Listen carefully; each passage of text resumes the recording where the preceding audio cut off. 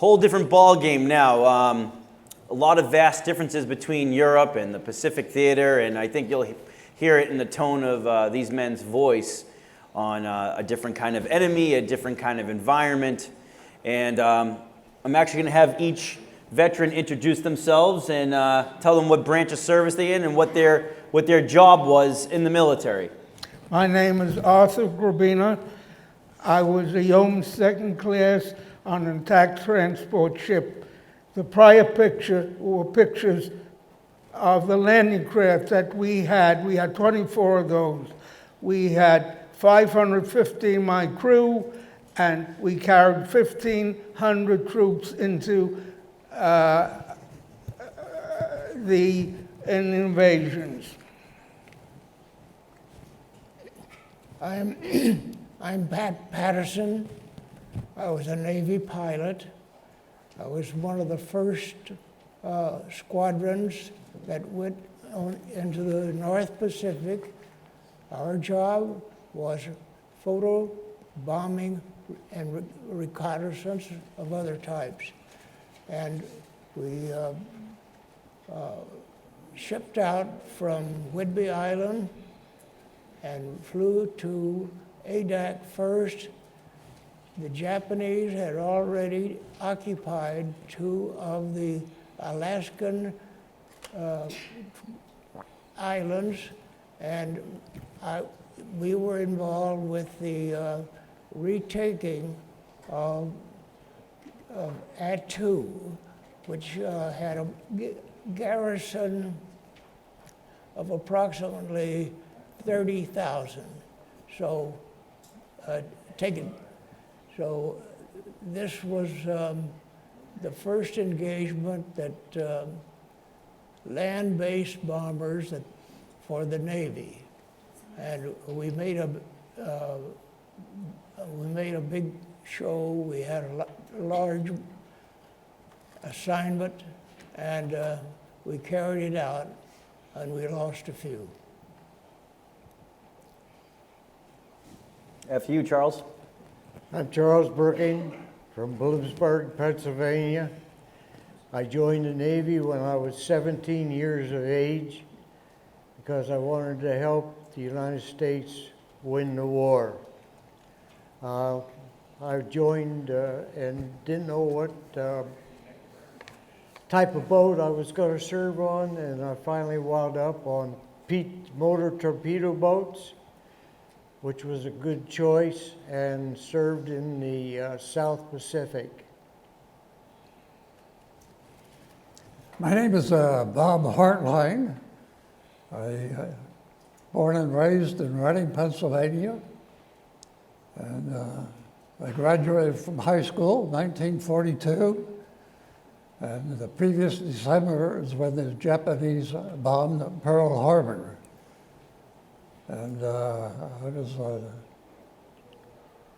called up to active duty on November 17th, 1943, and entered a V-5 Naval Aviation Cadet program. At the end of the program, I graduated in Corpus Christi in 1944, in the month of May, became a second lieutenant in the Marine Corps and naval aviator. And my chief contribution over the years, well, I went through 2 complete fighter syllabuses and 1 complete ground support syllabus. And the Japanese, of course, we bombed the Japanese with 2 atomic bombs, and the war was essentially over.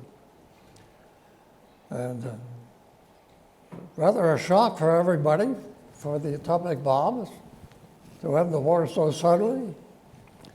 And all of the factories that were generating war material, including airplanes, were still in full production. So the chief contribution I made from then on was to ferry new aircraft from the East Coast to the West Coast. I did that for about 5 months, and during that time I flew 4 Corsairs, 11 F-6Fs, 3 torpedo bombers, and 2 FM-2 Wildcats from the East Coast to the West Coast. That's about it. How many men or women in here want to be a Marine Corps aviator? Can you raise your hand? Look at that. So, was there a particular amount of missions you flew in the Pacific? Well, I didn't get overseas until after the war was over. And I joined Squadron VMF 223, rather 2 VMA. It was an attack squadron by that time. And it was November 17th, 1945. And the squadron that I joined needed 6 extra pilots, and I was one of them. And basically, we flew patrol, basically, after the war was over. And the pilots that were there in this squadron, I think perhaps the war was over. They were still overseas. They were anxious to come home.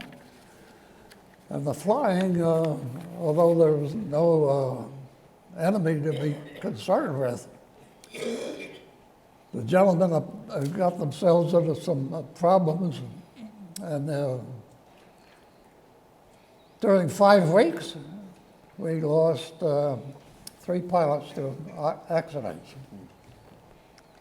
And one accident, there was a mid-air collision with 2 Corsairs, 6 miles north of Aishima, which is an island off the west coast of Okinawa.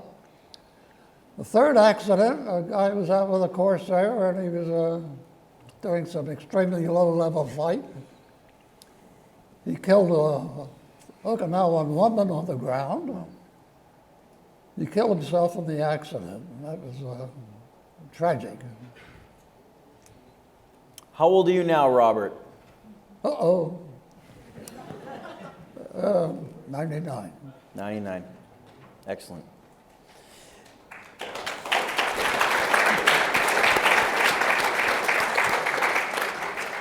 Arthur, I know you were on an attack cargo ship in the Philippines as well. It's got a transport ship. Sure. Do you recall kamikazes during World War II? Well, can I tell you a story? We had these 1,500 Marines that we picked up to take them into the invasion of, and we were out to sea. The second day, the first day we brought all the troops in, and we would come back in a zigzag formation. All the ships in our convoy would zig, go to the right, and all would go zag to the left. The ship in front of me, when we zigged, he zagged. When we zagged, he zigged. Well, he started a 3rd line going up, a straight line. Lieutenant Livingston was standing on the bridge. That's the executive officer with me, and we're watching the ship try to get back in location. He's steaming there, when out of a cloud comes a kamikaze and hits him in the fantail, the back of the ship. A number of sailors were blown overboard, others were killed, and with that, Livingston got on the PA system, said, make smoke. And within a minute, the engine room sent up smoke, and you couldn't see our hand in front of us. This goes on, and we were very thankful for our radar men who kept us in proper position. Now, comes the afternoon, a new order comes to all the ships that everybody on their crew was to go on top deck dressed in a dressed white uniform and stand at ease. It's around 4:30 in the afternoon. Everyone is zigzagging and everyone's on the top deck. When all of a sudden we're called to attention and the bugler starts blowing his bugle, and burial at sea commenced. They take the remains, put them in a weighted plastic bag, and slide them over the side of the ship into the ocean. Their family, all they get, their dog tags and a telegram from the president, your son was killed, period. That's what it was it. And that was a day in my life. Wow.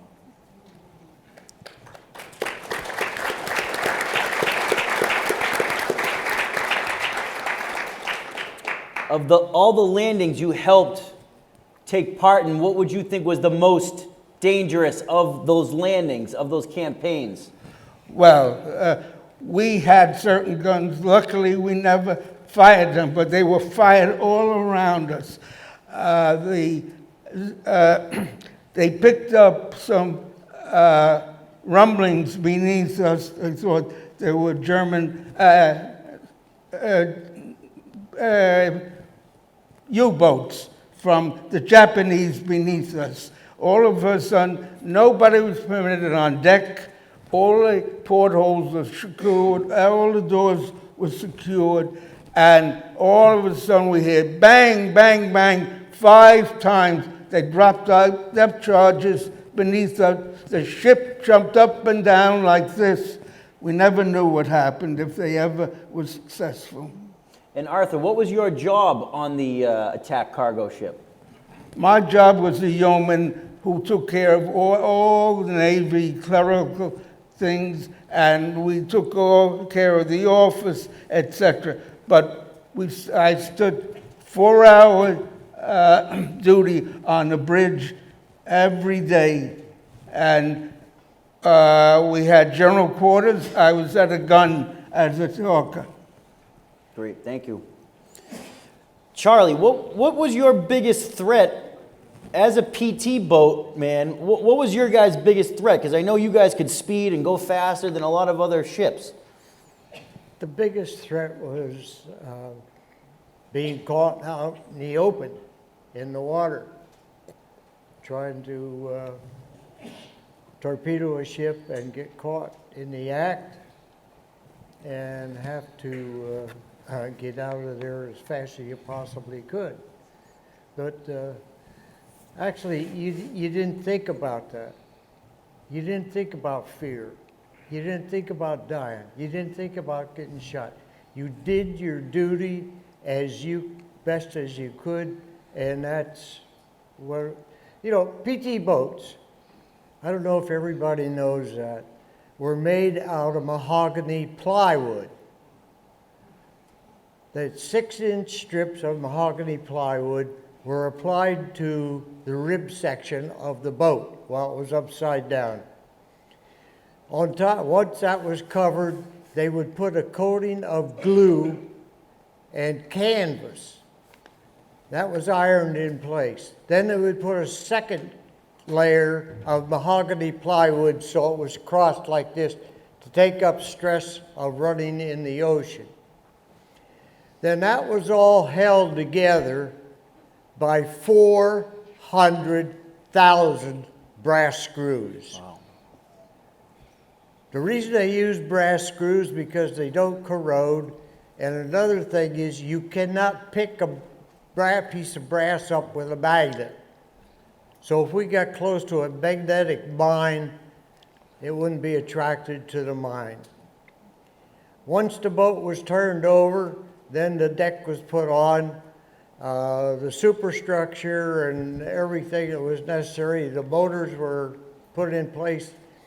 There was 3 Packard engines, 1,250 horsepower each, supercharged.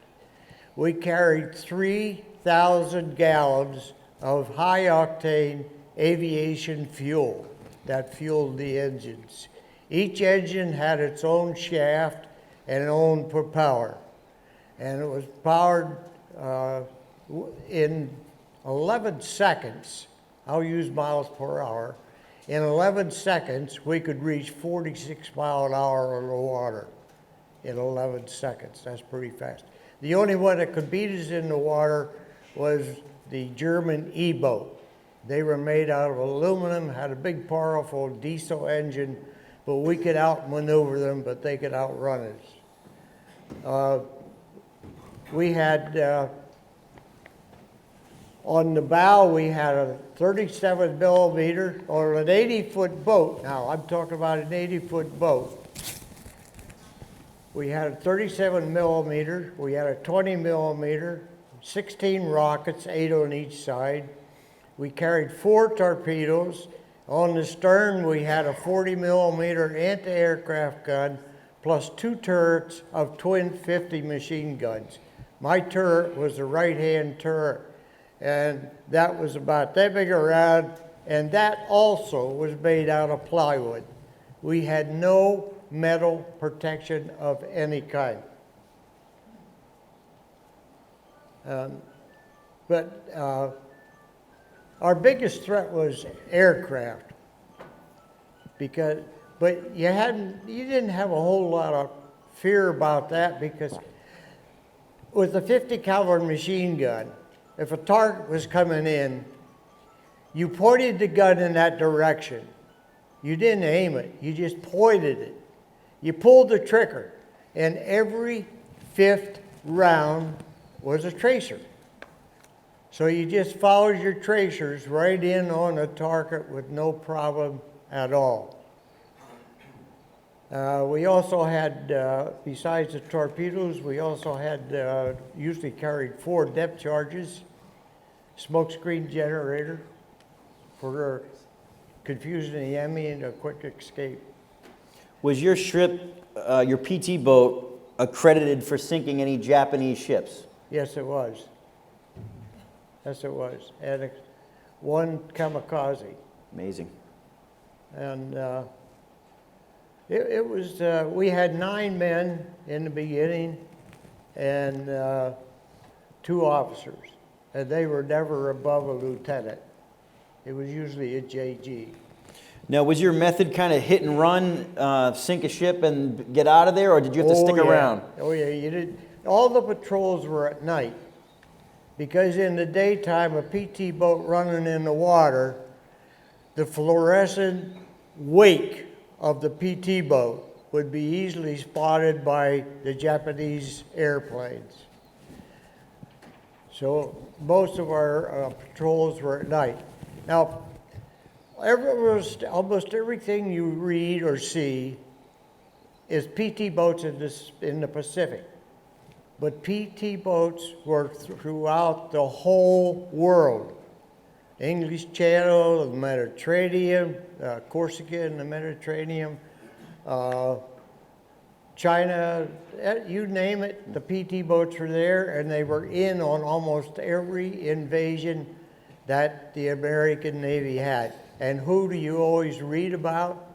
The bigger ships. The poor little PT boat, he never got mentioned in the sidelines. Well, there was a president that was on a PT boat, right? Our 35th president of the United States was John F. Kennedy, and he was a skipper. He was a JG when he first took over. After his accident, after the boat was cut in half by a Jap destroyer, he was raised to a lieutenant. Now, he could have come back to the States because when something like that happened to him, his boat was cut in half.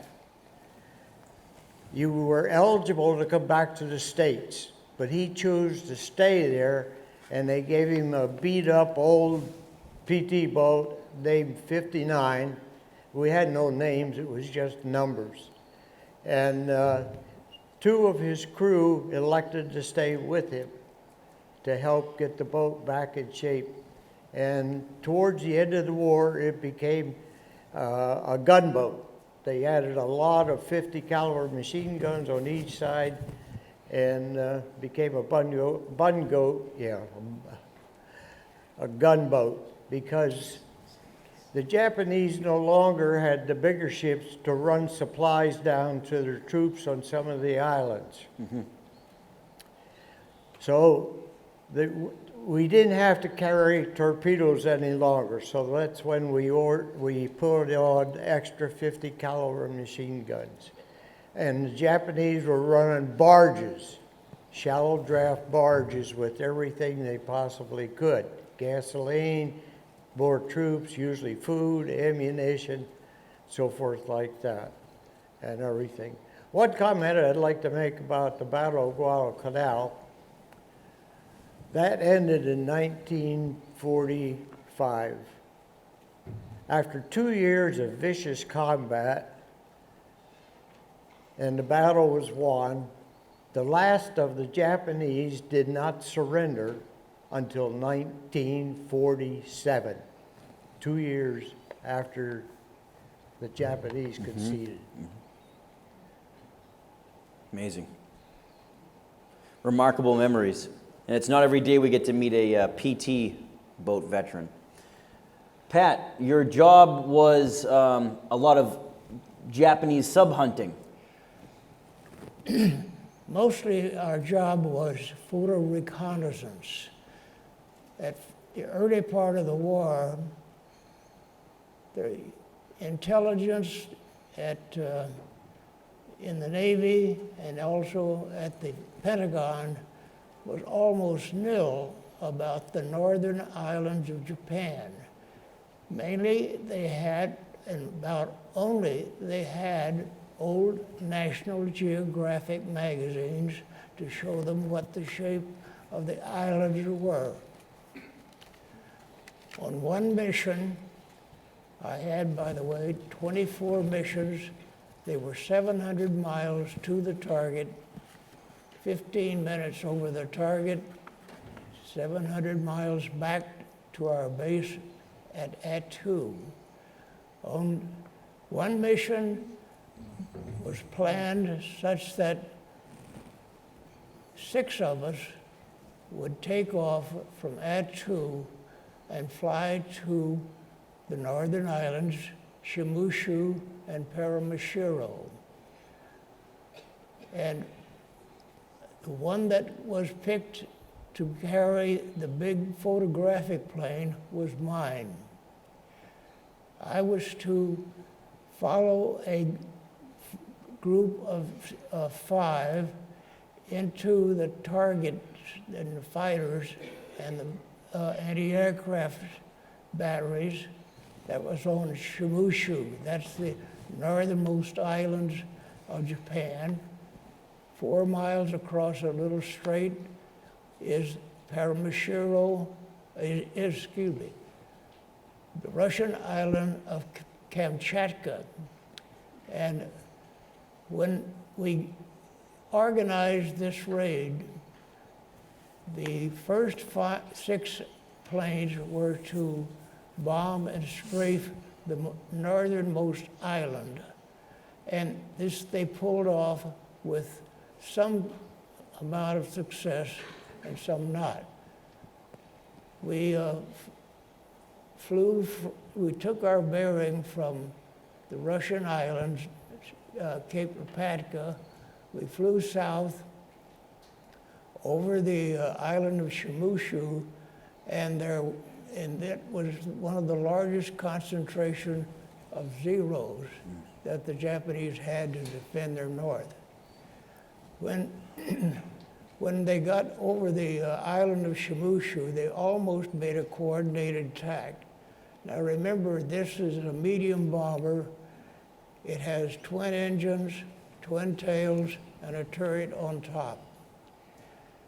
The pilots had at their disposal 5 .50 caliber machine guns in the nose of this plane. They went in and strafed and raked the island as the Zeros were actually taking off to come up and meet us. I started my photographic run at about 11,000 feet. I had 3 Fairchild aerial cameras in the nose. I had 2 aerial cameras in the tail. We also carried an extra man on, in addition to our 6 personnel. The extra man was a photographer's mate. And he was to make sure that the cameras were turned on at the right time and then turned off in order to save film. Because my run was to take in 5 of the Japanese fighter airstrips that was located on Shimushu Island, Paramashiro Island, and then get home with the goods. This when we started our run, I was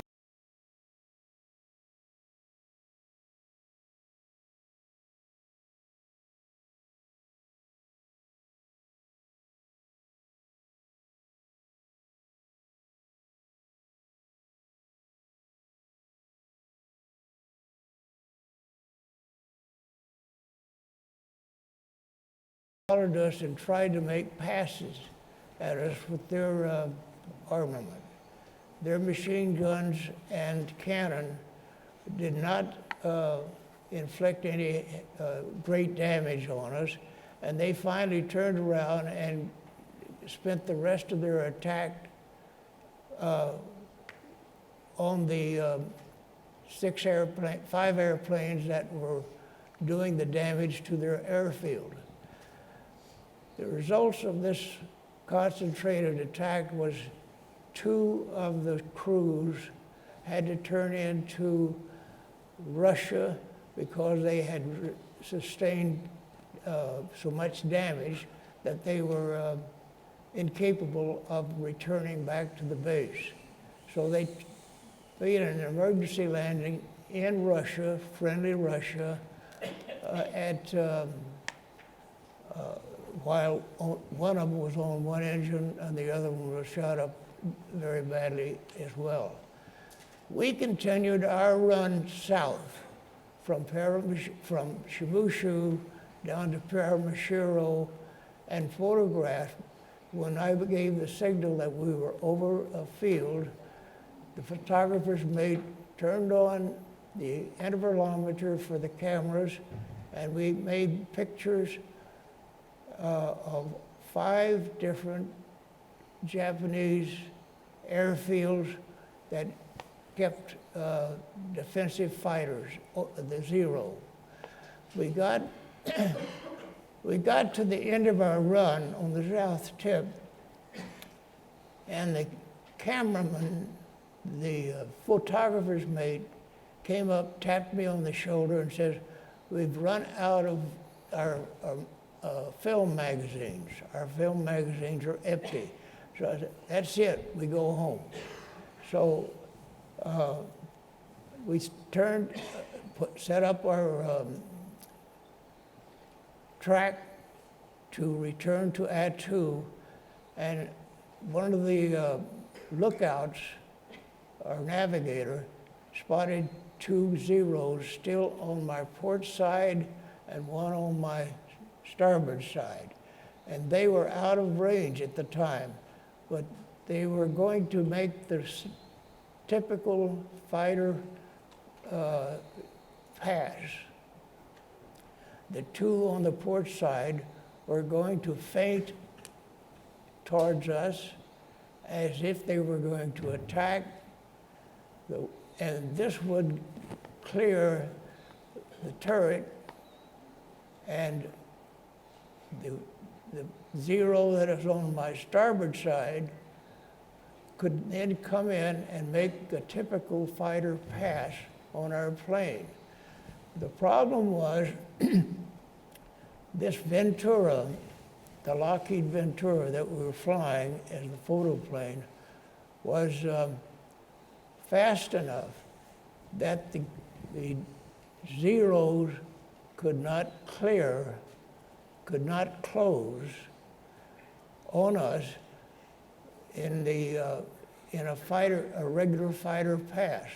A regular fighter pass must come in with a speed advantage of somewhere between 75 and 100 miles an hour. This gives him a shot on his run, and he would end up jigging off to the south and then return up to the north. Now, they had done this. This was a feat they had done in other areas of the Pacific when we had only P-40s and F-4Fs to go up against them and have a air battle. But this Ventura was equal to their speed by lacking about 5 or 10 miles an hour. Well, they closed, the fighters would close with that advantage. 10 miles an hour gives the turret gun a fantastic advantage. He can hit the fighter because the fighter is only shooting straight forward, and we could actually escape from their fighter tactic.